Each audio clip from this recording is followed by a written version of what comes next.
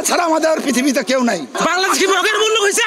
দোকান খামার গরু একটাও ভাগে চলবে না। ওরা দোকান খামার ধরিয়েছে, হাতিমেলা থানা কোটি কোটি টাকার সম্পদ ধরিয়েছে, ওখানে না ভাঙে ইউনিয়নে ভাঙতেছে না, বড় লোক ভাঙুক আগে। ঈদের আগে কি ঠিক হইতেছে এটা করা?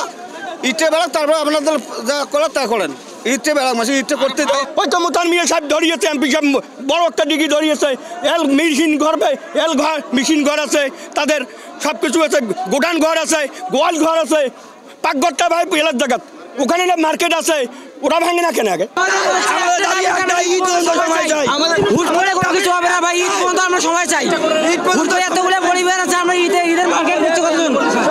যে যেখানে যার যার কাগজ নাই সেখানে অবৈধ স্থাপনা আছে সেগুলো উচ্ছেদ করবে, এতে সরকারের আইন হবে, প্রতিষ্ঠিত হবে, সব ঠিক আছে। কিন্তু যাদেরকে রেলের থেকে কাগজ দিছে ইতিমতো তাদের সম্পত্তি কেন আজকে এইভাবে উচ্ছেদ করবে? তারা গরিব মানুষ, তারা অনেক কষ্টের বিনিময়ে সম্পদগুলা কিনছে, এগুলো তো রেলের লোকেই টাকা খাওয়া জায়গা জমিনের কাগজপাতি সম্পূর্ণ করে দিছে তাদের। এই যে আমাদের যে বাড়িঘর ভাঙ্গা এই সময়ের মধ্যে আমরা এমন জিল্লতে পড়িয়েছি, আল্লাহ ছাড়া আমাদের পৃথিবীতে কেউ নাই। আমাদের সামনে ঈদ একটা আছে, একটা বাচ্চা কাচ্চা নিয়ে পড়াশোনা করবো, আর এর মধ্যে অত্যাচার আর একেবারে করবে। এটা কি পাইছে কি এরা?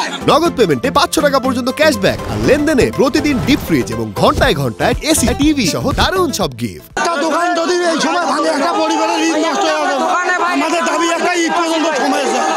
আমরা সাধারণ আমি 2বার গেছি খাজনা দেওয়ার জন্য, আমার কাগজপত্র ওখানে রাইড আছে, খাজনা অল্প কিছু বাকি আছে, সেই টাকাটা ওরা নেয় না।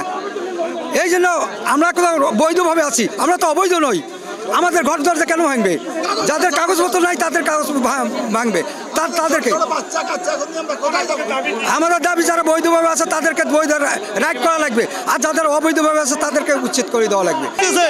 এখন ভাঙা যাবে না, অনেক গরিব লোক দোকান করে খাইতেছে, এখন ভাঙা যাবে না।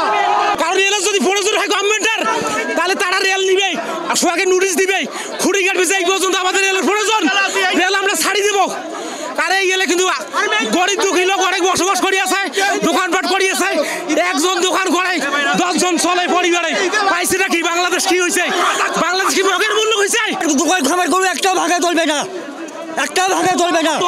এটা সরকার নাই, কোনো নাই, এটা হরেক তো একবার দোকান ভাঙি দিবেন, দোকান ভাঙি দিবেন, আসি যা কোনো দোকান ভাঙা চলবে না। সামনে একটা ঈদ, সামনে ঈদ উপলক্ষে এই ব্যবসায়ীগুলা কি করবে? এরা যে দোকান ভাঙে, একটা দোকান দিয়ে একজনকার ফ্যামিলি চলে একটা। আমরা চাই অন্তত পক্ষে ঈদ পর্যন্ত এটার একটা